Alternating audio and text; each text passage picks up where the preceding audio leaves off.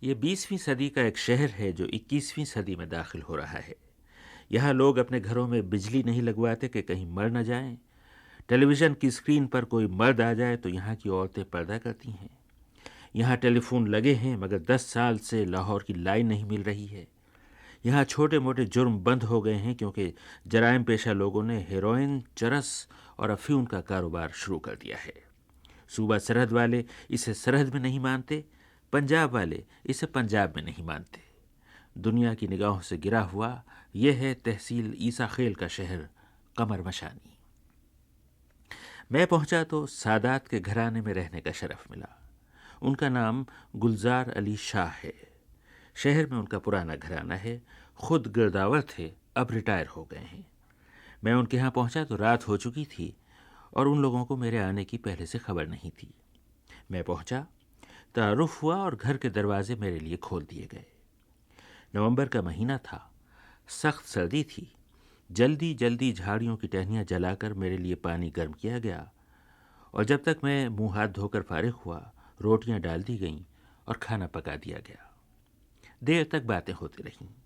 گھر کی لڑکیاں اور لڑکے سب تعلیم پا گئے تھے مگر یہ عمل یہیں ختم نہیں ہوا تھا۔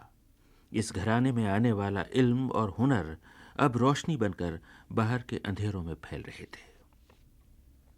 اس گھر کا نقشہ پنجاب کے اکثر 60-70 سال پرانے گھروں جیسا تھا۔ بیچ میں بہت بڑا دالان، سامنے بڑے بڑے برآمدے، ان کے اندر خوب اونچی اونچی چھتوں والے کمرے، اینٹوں کے فرش، چوبی کھڑکیاں اور دروازے جن میں رنگین شیشے لگے ہوئے۔ بعد میں ضرورتیں بڑھیں تو گھر بھی بڑھا اور دالان کی دوسری جانب نئے کمرے بنا لیے گئے۔ پھر نئی طرز کا غسل خانہ تعمیر کر لیا گیا، پانی کی ٹونٹیاں لگ گئیں اور چھت پر ٹیلی ویژن کا اینٹینا نمودار ہو گیا اور آخر آنگن میں بڑے بیٹے کا اسکوٹر بھی آ کر کھڑا ہو گیا۔ ہاں تو رات کافی ہو گئی تھی، میرے سلانے کا بندوبست شروع ہوا۔ گلزار علی شاہ صاحب نے بچوں کو ہدایت کی کہ ایک نئے کمرے کو خالی کر کے مجھے وہاں سلا دیا جائے۔ میں لاکھ کہتا رہا کہ کمرہ خالی کرنے کی کیا ضرورت ہے مگر کسی نے میری ایک نہ سنی۔ جا کر دیکھا کہ سب بھائی بہن مل کر کپڑے سینے اور سویٹر بننے کی مشینیں اور کشیدہ کاری کا سامان ہٹا کر میرے بستر کے لیے جگہ بنا رہے ہیں۔ یہ کمرہ ان مشینوں سے کیوں بھرا ہوا تھا ذرا دیر بعد آپ سنیں گے۔ ہاں تو مجھے وہیں سلا دیا گیا۔ زندگی میں پہلی بار سلائی، کڑھائی اور بنائی کی مشینوں کے ہجوم کے درمیان سویا، اور اگر رات بھر باہر سڑک پر کتے نہ بھونکتے تو بے حد غافل سوتا۔ صبح ہوئی تو میں نے اصرار کیا کہ باہر چل کر شہر قمر مشانی کی سیر کی جائے۔ لڑکے مجھے لے جانے کے لیے جھٹ تیار ہو گئے مگر میں پتلون قمیض پہننے لگا تو عجب بات سنی۔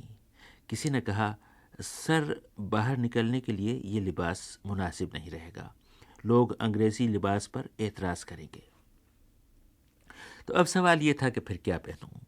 پتلون قمیض کے علاوہ میرے پاس سفید ململ کا کرتا اور سفید لٹھے کا پاجامہ تھا۔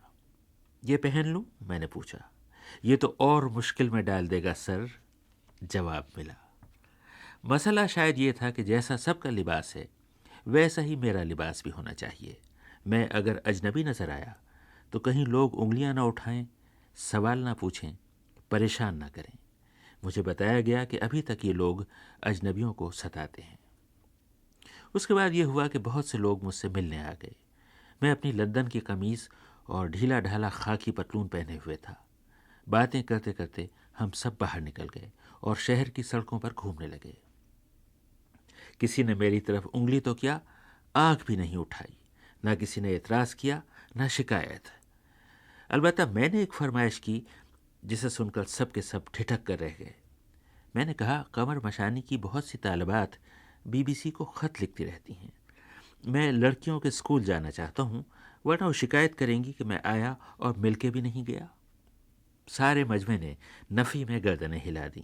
نہیں سر، لڑکیوں کے اسکول میں کسی غیر مرد کا جانا مشکل ہے، ناممکن ہے، سوال ہی پیدا نہیں ہوتا، وغیرہ وغیرہ۔ یہی بحث کرتے کرتے ہم لوگ لڑکیوں کے اسکول پر پہنچ گئے۔ سارا اسکول اونچی فصیل کے اندر چھپا ہوا تھا۔ باہر صرف اس کا دفتر تھا جس میں ایک منشی نما بزرگ تشریف فرما تھے۔ पतलून कमीज में मलबूस से एक अजनबी को देखकर वो चौंके। मैंने कहा कि अंदर जाकर खबर कर दीजिए कि बीबीसी लंदन से फुला साहब आए हैं। वो खामोशी से अंदर चले गए। मेरे साथ का सारा मजमा दम साध कर खड़ा हो गया कि देखें अंदर से क्या जवाब आता है। और अंदर से जवाब नहीं आया। खुद उस्तानिया और तालिबात आ गईं और मुझे अंदर ले गईं। जब तक मैं चाय पीता रहा, ऑटोग्राफ देता रहा, बाहर मेरे मेज़बानों का मजमा चुप खड़ा रहा। इसी दौरान उस्तानियों ने किसी को दौड़ाकर मेरे लिए बाजार से सौगात मंगाई, नहायत उम्दा और बेशकीमत आफ्टर शेव लोशन जो लंदन, न्यूयॉर्क और पेरिस के बाज़ारों में मिला करता है।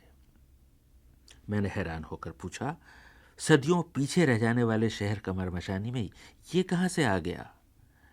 पता चला कि स्मगलरों के काफले इधर ही से गुजरा करते हैं। शाम को कहलवा दिया जाए तो सुबह तक रेफ्रिजरेटर और एयर कंडीशनर से लेकर बिजली की केतली और इस्त्री तक सब कुछ घर बैठे मिल जाता है, और वो भी सस्ते दामों। मैं लड़कियों के स्कूल से बाहर आया तो मेज़बानों का बस नहीं चल रहा था कि मुझे कंधों पर उठा लें और गले में हाथ डालें। कमरमशानी की सख्त रिवायात को उन्होंने यूं टूटते देखा तो उन्हें अपनी आंखों पर यकीन नहीं आया। बात सिर्फ इतनी सी थी कि वक्त के साथ दुनिया के सारे शहरों और सारी आबादियों की तरह कमरमशानी भी आगे निकल चुका था, मगर खुद शहर वाले, खुद आबादी वाले ये बात मानने के लिए तैयार नहीं थे और तय किए बैठे थे कि उनका शहर अब भी पसमानदा और उनकी आबादी अभी तक तारीकी में है। अच्छा, तो आइए अब आपको कमरमशानी में अपने मेज़बान गुलजार अली शाह साहब से मिलवाऊं। ये वो लोग हैं, वो थोड़े से गिने चुने लोग जिनके दिलों में इल्म की शमा रोशन हुई है, और इस रोशनी से ये गरीब लोग, ये कम वसीला लोग चाहते हैं कि सारी ज़मीनें जगमगा उठें। इन्हें इख्तियार नहीं मिलता, इनका बस नहीं चलता, लेकिन अगर चले तो यही वो लोग हैं जो खल्क़ खुदा के दिलो दिमाग में इल्म का नूर भर दें। मैंने गुलजार अली शाह साहब से पूछा कि बताइए आपके इलाके में तब्दीलियां आ रही हैं या नहीं, और बताइए कि गरीबों के लिए, महरूमी के सताए हुए लोगों के लिए, नादारों के लिए आपने क्या किया है? सबसे पहले जनाब मैंने अपने घर में यह जगह देकर बग़ैर किसी मुआवजे के, किसी फ़ीस के, किसी उजरत के, सबसे पहले मैंने अपनी बच्चियों को ट्रेनिंग देकर घर में दस्तकारी स्कूल खोला है, इसलिए कि ये हमारे महल्ले के गरीब लोग हैं, ये काश्तकारों की बच्ची हैं, ये किसी चीज़ को नहीं समझती, कम से कम हम उनको हुनर दे सकें, इसलिए मैंने अपने घर में ये खोला है। और किसी से कोई मुआवजा, कोई फ़ीस, कोई चीज़ हम नहीं लेते, और बच्चियों को मुफ्त हर किस्म की हम ट्रेनिंग देते हैं, तालीम बालगान का सबक देते हैं, दर्स का भी देते हैं, निटिंग का काम सिखाते हैं, हर किस्म यानी ये कढ़ाई, सिलाई, तमाम काम हम इनको सिखाते हैं। उसके बाद ये है कि मैंने अपने इसी घर के अंदर बग़ैर किसी मुआवजे, किसी फ़ीस, किराए के, मैंने प्राइमरी गर्ल्स को 5 माह तक अपने घर में खोल रखा है, और उनको हर तरह के उस्तानियाँ जो हैं वो गवर्नमेंट की तरफ से मंजूर करा के मैंने घर में रखे हुए, कि मेरे कम से कम महल के जो बच्चे हैं, जो छोटे बच्चे हैं, बाहर चूँकि वो स्कूल बहुत दूर है हमारे से, तो वहाँ तक नहीं जा सकते, तो वो कम से कम इधर तो 5 जमात तक तो तालीम हासिल कर सकें। क्या ये सही है कि जब यहाँ बिजली आई तो लोगों ने घर में बिजली लगवाने से इनकार किया?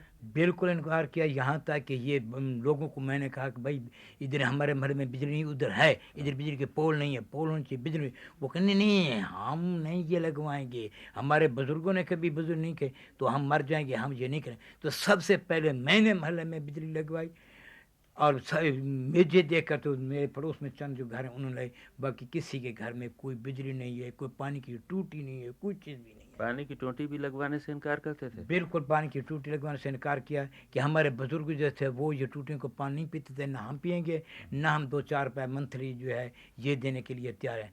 तो अभी जनाब जो था मैंने ये टूटी लगाई, नलका लगवाया, अब जन मेरे घर यहाँ आते हैं, यहाँ से पानी ले जाते हैं, बल्कि तो गर्मी में तो यहाँ तक होता है कि साबुन भी हमसे लेते हैं, गुस्ल भी यहाँ करती हैं, कपड़े भी यहाँ धोते हैं, तमाम जनाब मैं जो है एक सैयद होने की से तमाम मैंने इन लोगों का। आपके घर में माशाल्लाह बहुत अच्छा गुस्ल खाना है, उसमें फ्लैश सिस्टम भी लगा हुआ है। यहाँ और घरों में भी फ्लैश है? नहीं, ये सिर्फ मेरे घर में है, और सारे मोहल्ले में किसी जगह भी नहीं है, सिर्फ मेरे घर में है। अच्छा, फिर सुना है कि जब टेलीविज़न आया इस इलाके में تو لوگوں نے اپنے گھروں میں ٹیلی ویژن رکھنے سے بھی انکار کیا، عورتوں نے خاص طور سے؟ یہاں جناب جیسے میں نے ٹیلی ویژن لیا، چونکہ میرے تمام بچے تعلیم یافتہ ہیں تو میں نے ٹیلی ویژن لیا، تو یہ لوگ حیران ہو گئے کہ وہ ٹیلی ویژن کیا چیز ہوتی ہے۔